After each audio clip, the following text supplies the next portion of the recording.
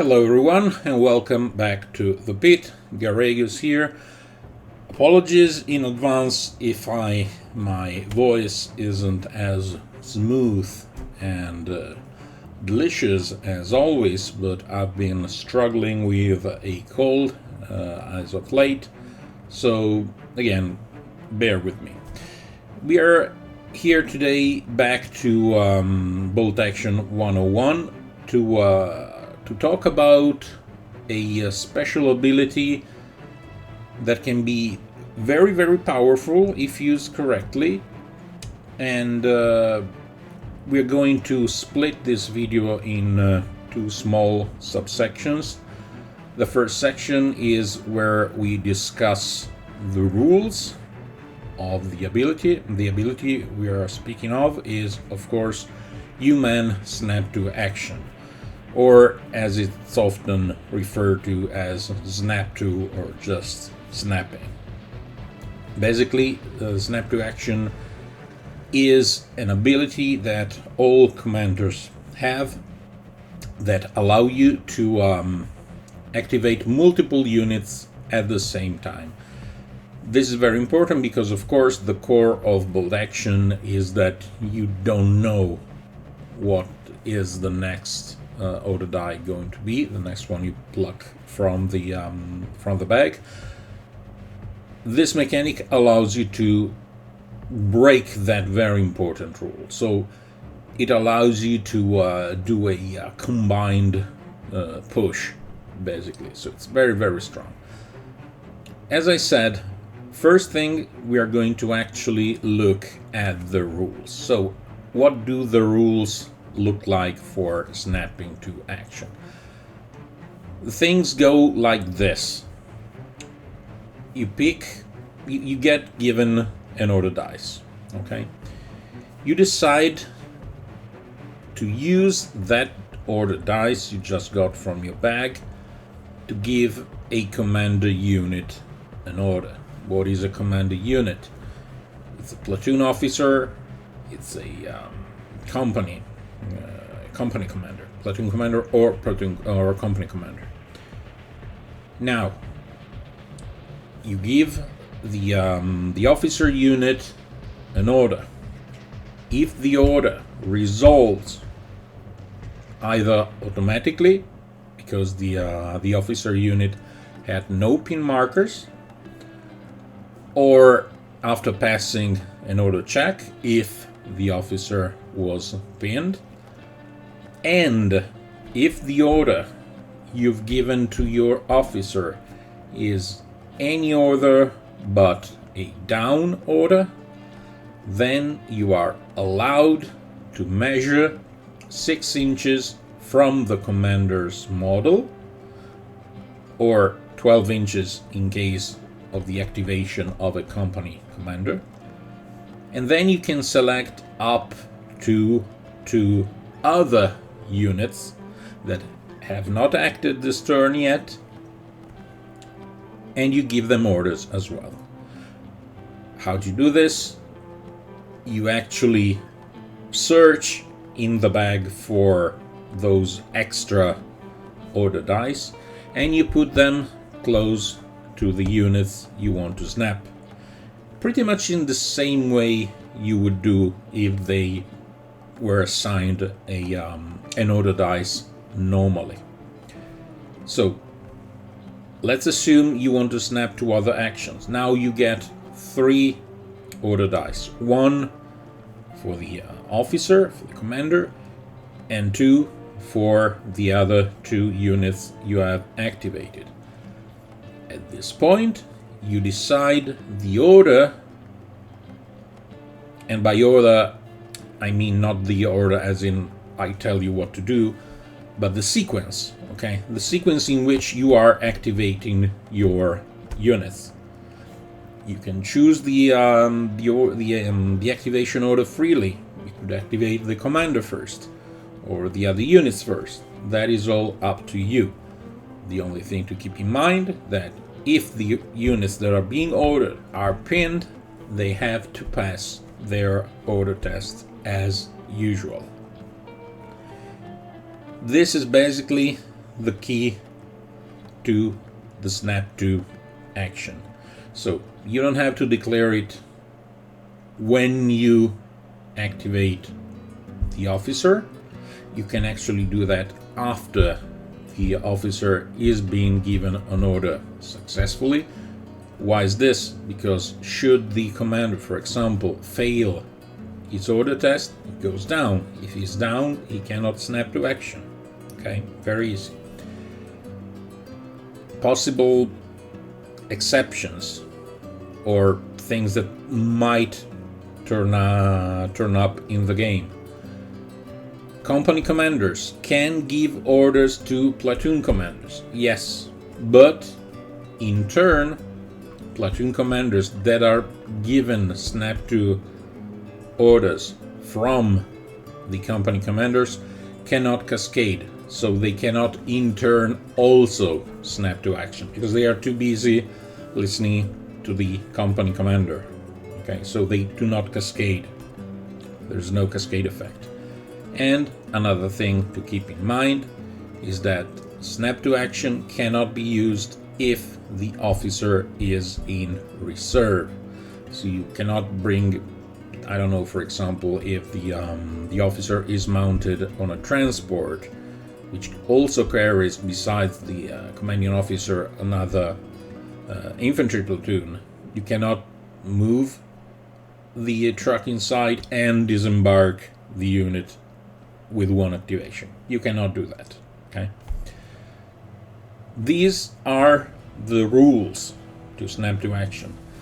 Now let's give them some a look at what it may look like on the battlefield, and then we are gonna make some tactical considerations.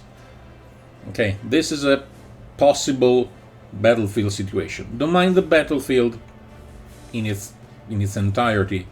We are focusing on this small section of the board. What do we have here? We have a platoon commander, where this is the actual commander model. We actually have 3 German units, one of infantry with an LMG, another infantry with LMG, and a third with just rifles.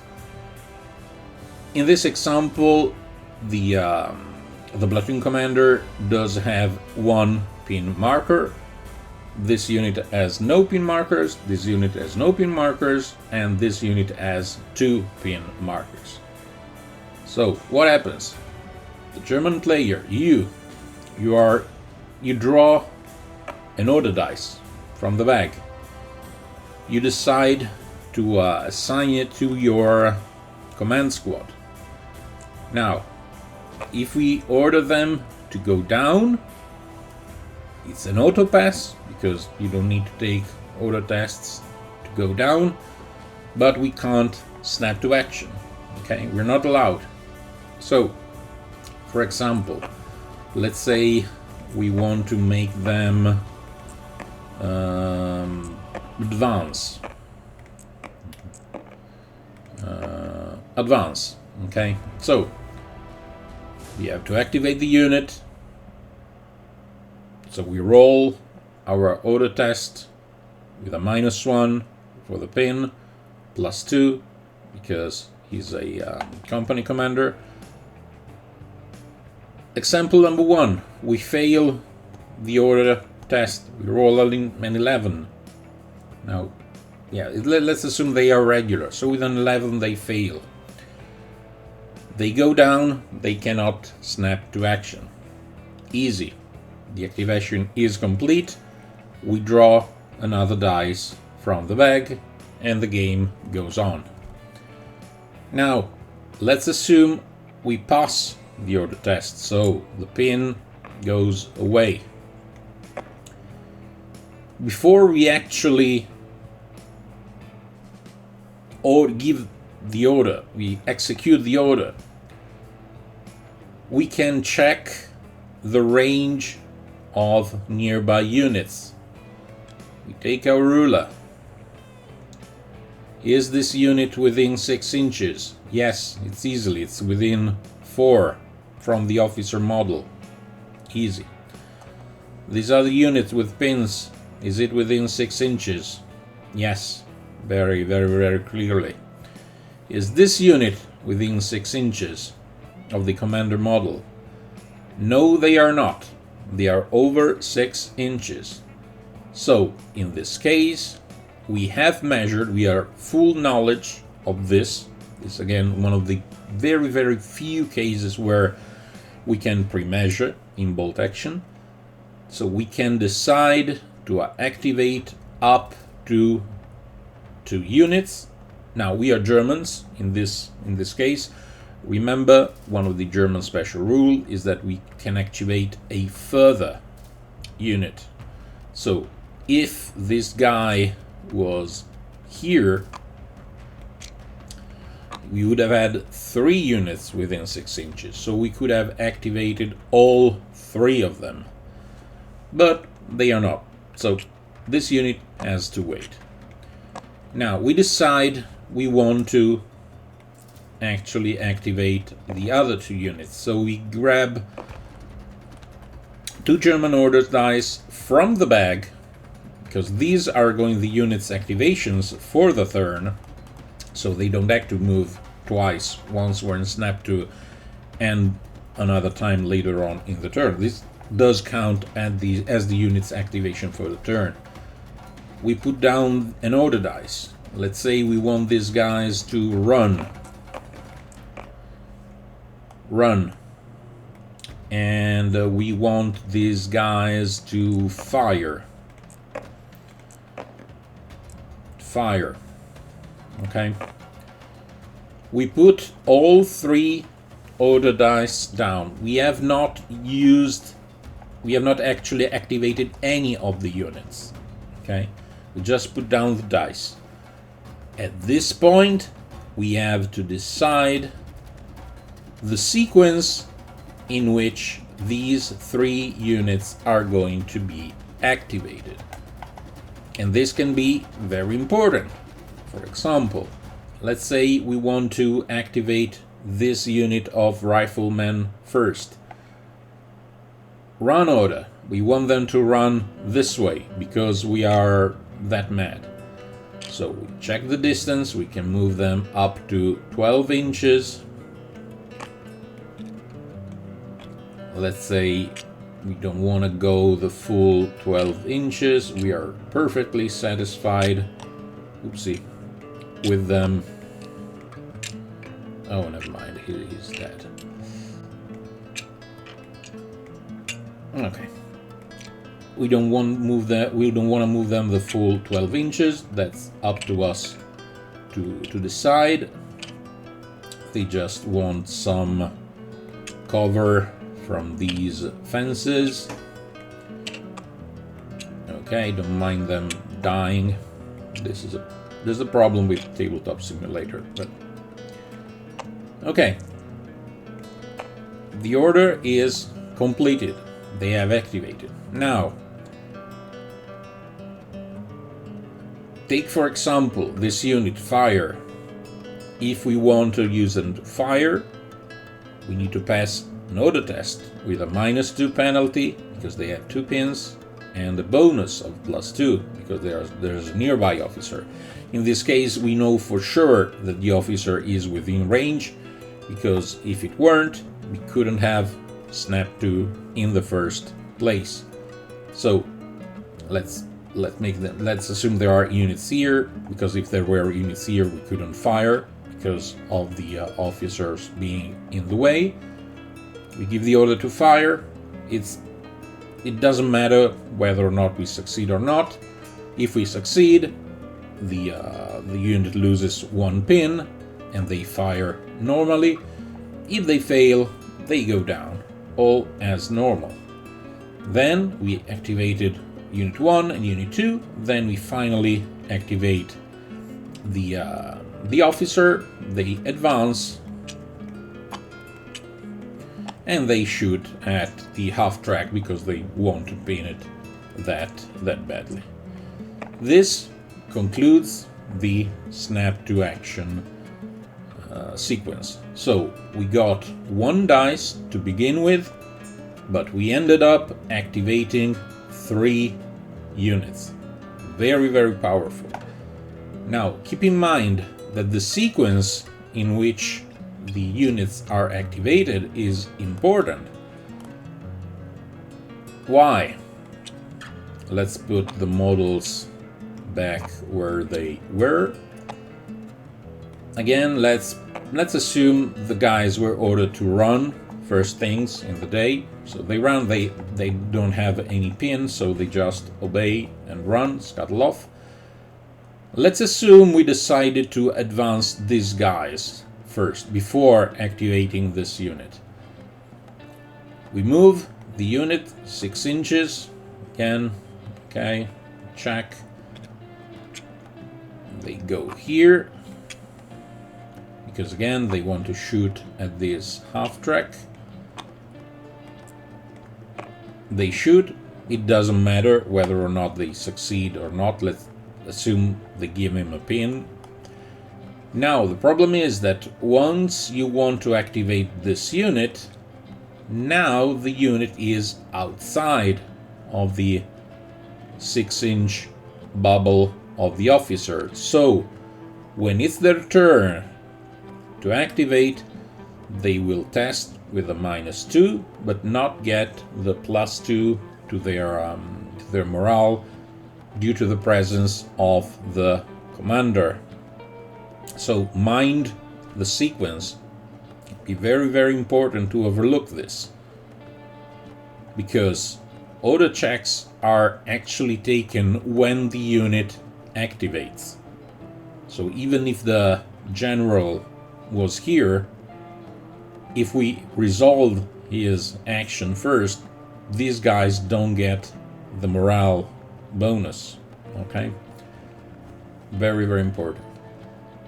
Okay, this is a practical application of a snap to action.